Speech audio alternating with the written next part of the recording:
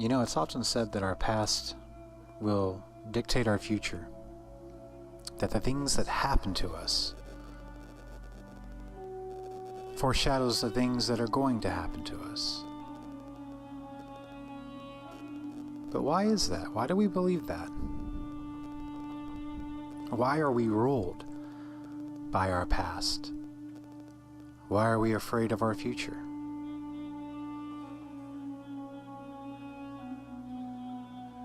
You see, we're so worried about the past and so consumed with fear about the future that we don't ever learn to live in the now, the present, right this second. You see, there is no such thing as past or present. You always live in the eternal now. Every second that goes from one to the next is now. How much time, in terms of seconds, do we dictate to be the present? Is it half a second before and half a second after what is currently going on right now? Well, let's think about that. You see, the past are memories. There are things that have happened, events. But the moment that they've happened, they're gone. They no longer exist. Not in any physical sense. They only exist in your mind. And they exist in the minds of others. If you have wronged somebody, that event in which you wronged them has come and gone, and it will never come back. You can't go back and see it. Only in your mind. Yet we let it rule us. We let it define us. Maybe because we have guilt, or remorse, or sorrow, or anger. And the past is not all bad. You have good memories too. You have good things that happened. Children being born, getting married. But we focus so much on our past that we can't even see the future. And you see, there's no point in looking towards the future either, because the future is not any more real than the past. If you make all of these plans for tomorrow, you know, all the things that you're going to do, subject A, subject B, subject C. The moment that you get there, the moment that you do those things, it is the present, the eternal now, right then and there. We are not guaranteed 1 second on this planet. Not one. I could be sitting here talking and the next minute have a brain aneurysm and die. It happens. We plan so much for the future that we don't even learn how to live in the day. And you can never have a future if you don't learn to live now. And there are several benefits to this. First of all is worry. We spend so much of our time worrying about stuff. Things that have yet to happen, things that may happen, not things that are happening. It's bad enough that when you go through something in life, like getting a bill that you can't pay, you're not just worrying in the moment. You're worrying about the future, what's going on down the road. How am I going to pay for this a few weeks from now?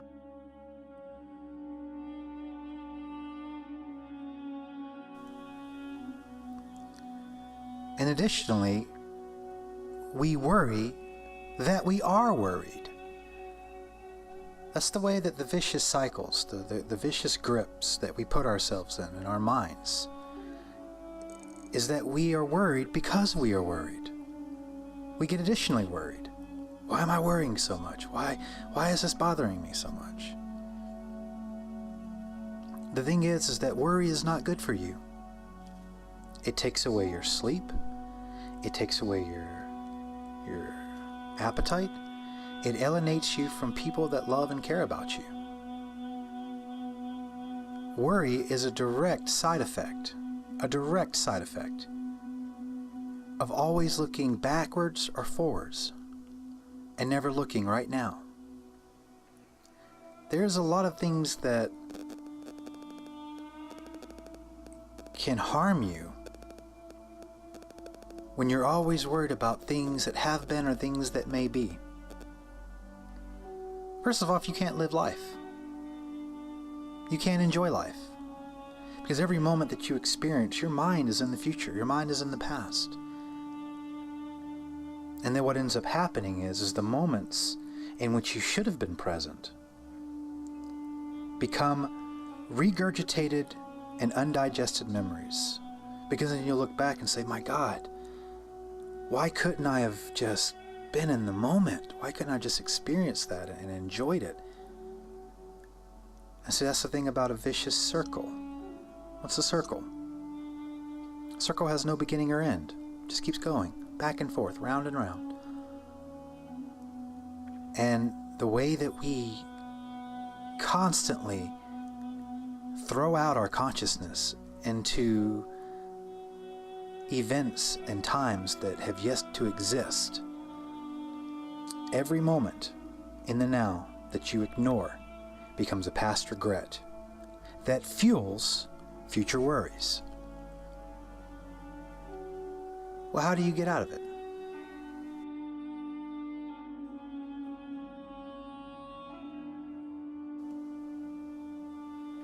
And see, you have to get out of it if you want to be sane. You know, Alan Watts did a presentation lecture one time.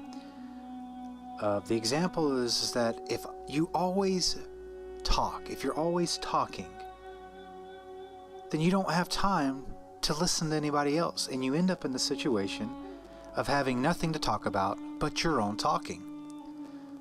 And in exactly the same manner, the same way that if you think all the time, you have nothing to think about except thoughts.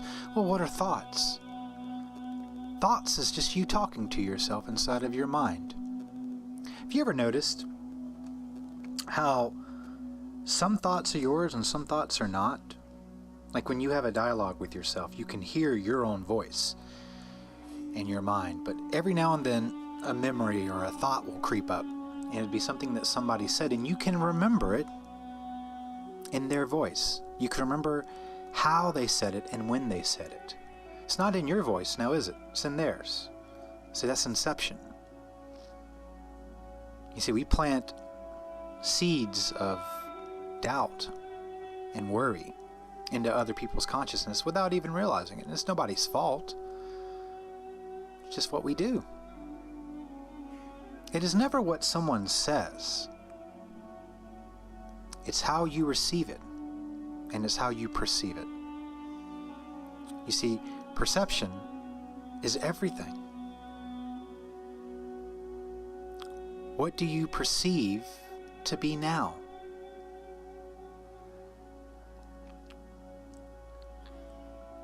The problem that we have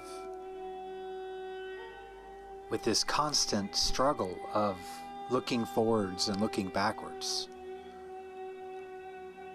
is that because of our past and because of our future, they are directly correlated with how we live in the present and in the now. I have seen people in the midst of immense happiness and be totally miserable, because sometimes you might think, well, how long before this ends? How long before this turns around and I just develop sorrow and get back into my depression? You see, you do that to yourself. Nobody does that to you. You do it. And I don't know if medication is the answer. I don't know. I'm not a doctor. But I know that depression and worry, it all comes and it all stems from what has happened to us. You see, in a lot of ways, your past does dictate your future. But that's only if we allow it to. The one thing that we learn in history is that we don't learn from history. We always get this idea that it's not me. It's not going to happen to me, not this time. But we don't use the past as lessons. Not always. Wise people can take things that have happened to them and adjust their life and change things that avoid making mistakes that are similar to the ones that you constantly remember.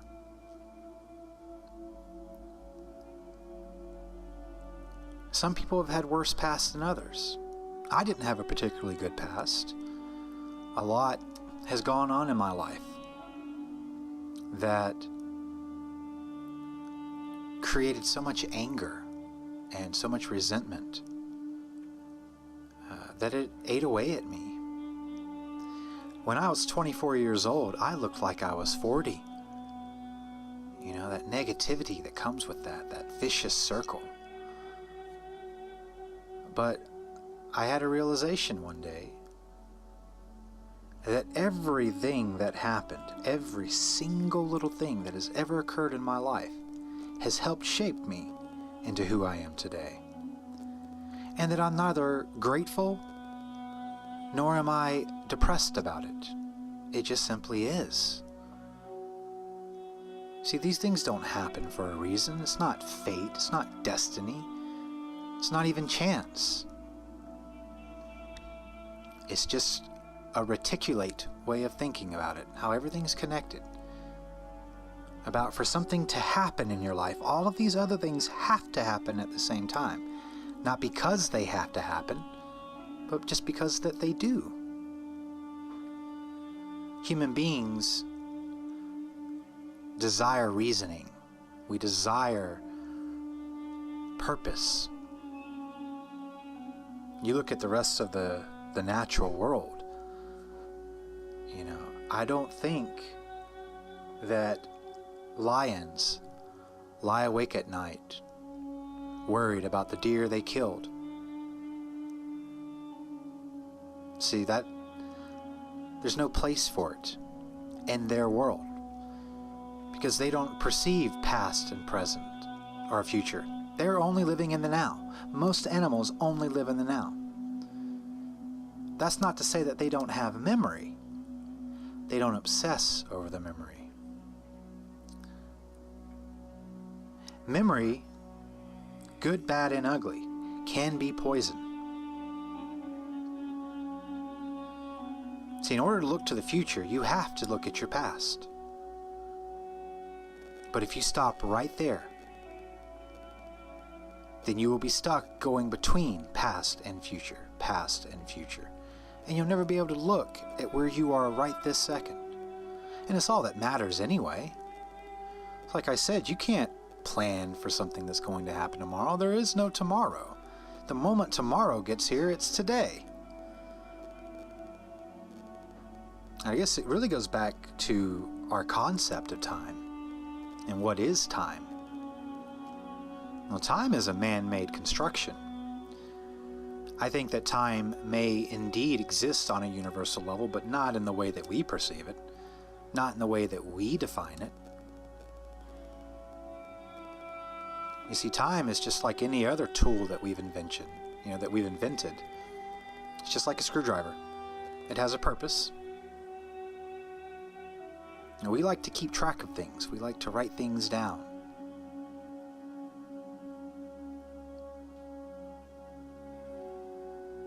The veil of thoughts is always interesting because we just spend so much of our time in our own mind. We're not in the presence of ourselves now. And the problem with this is that you cannot perceive everything that's going on around you right this second. You're unaware of it. And again, it just becomes a memory. It becomes a wasted memory.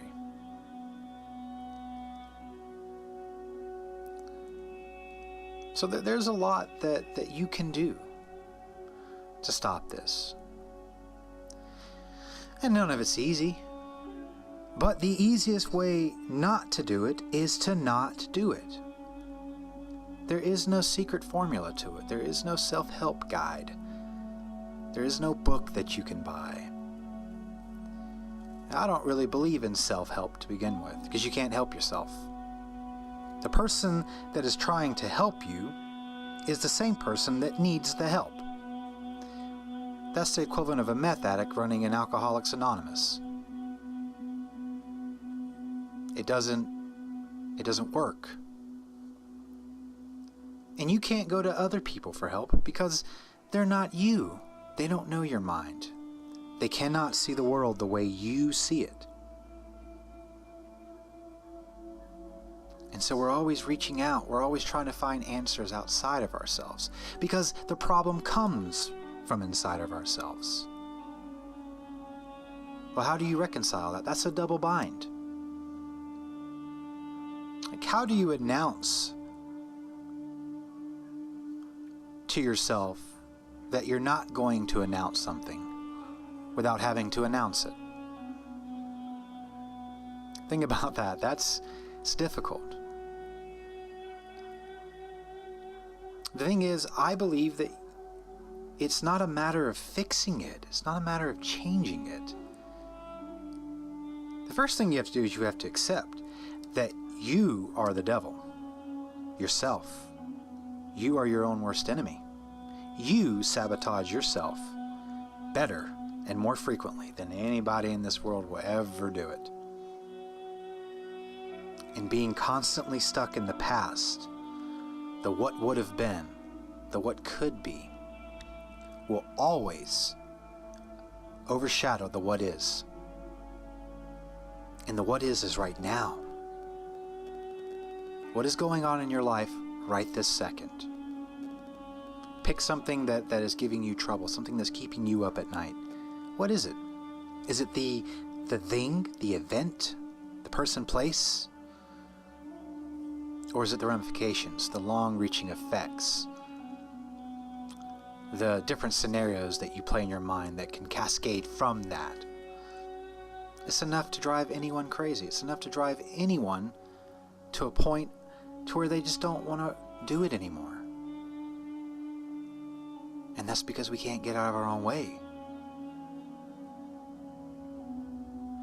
I believe that we just love to live in a perpetual state of put-downmanship. We feel like we're not good enough. We're not worthy. We don't deserve this, and we don't deserve that. Well, who told you that? Again, the burden of proof is never on the person telling you things. The burden of proof is on yourself. It doesn't matter what people tell me, how they think about me. That doesn't mean it doesn't affect me, but it doesn't define me. Because the only person that has to be happy with who you are is you. The only person that can make an idea or an opinion fact is you. And so you just have to get out of your own way. You have to stop worrying about what has happened and what may happen. Just be mindful. Just be thoughtless. Stop thinking so much. It's okay to think. It's okay to have thoughts. But we replay them in our minds like movies. It's like a widow who just constantly looks at home videos of her late husband. She can't move forward. And in the same way, we do that to ourselves. But living in the eternal now is the only way to find peace. From my opinion. Doesn't make it true, doesn't make it fact. Makes it my opinion. So you have to stop listening to others, and you have to stop listening to yourself. Just self-empty. Just clear your mind. Don't analyze things that happen as they happen. That comes later. Just be present. Because that's the only way that you're going to enjoy life.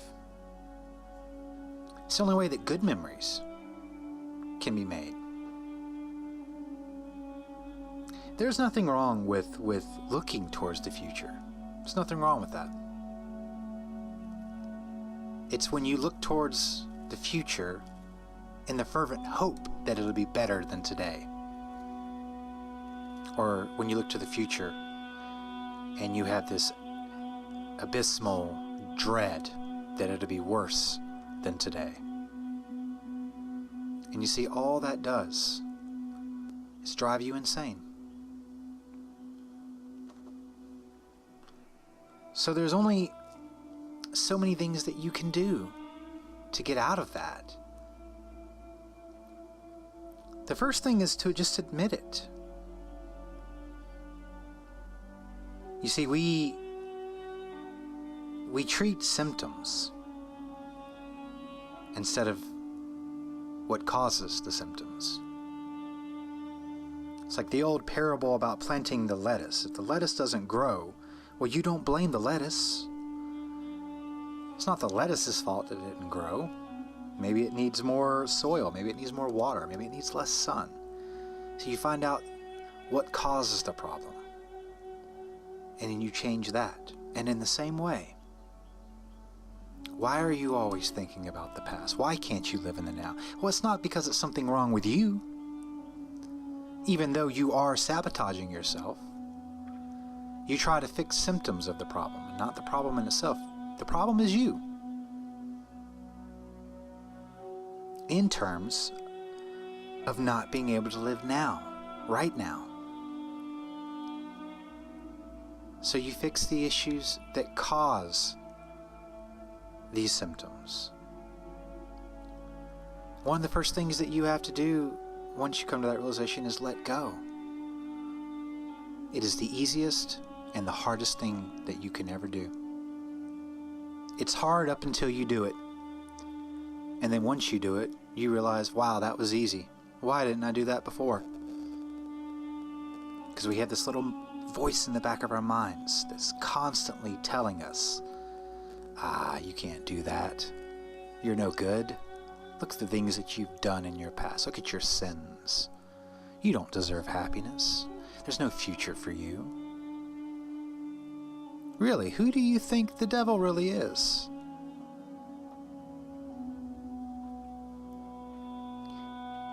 It's not about silencing that voice either, because it's always going to be there.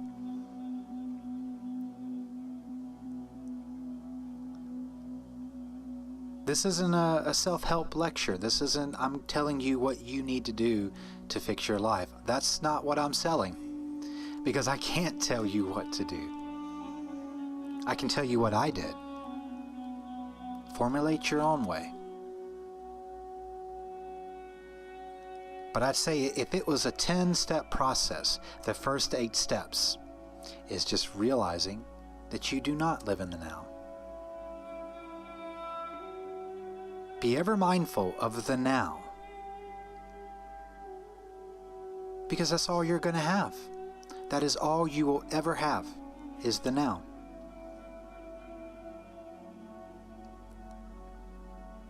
The past isn't a bad thing.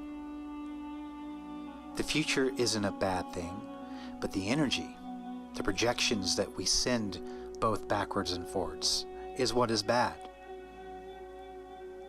Some people have had really bad lives, have a lot of memories that they would rather forget. Yet we can't, can we? In the process of trying to forget, we constantly remember. We have to remember that we need to forget. And so instead of forgetting, we remember. And through that dread comes worry, because that's what we're good at. We're good at worrying. You've heard the term before, don't make a mountain out of a molehill, yet we do. Because we can't help it. Because of our actions and our sins and our past, we feel like we need to suffer for it. You don't. So live in the now. It's not an overnight process. It takes time. And you'll never fully escape that going back and forth. But you will definitely be aware that you do it. And being aware of something is half of the battle. What you do with that is entirely dependent upon you.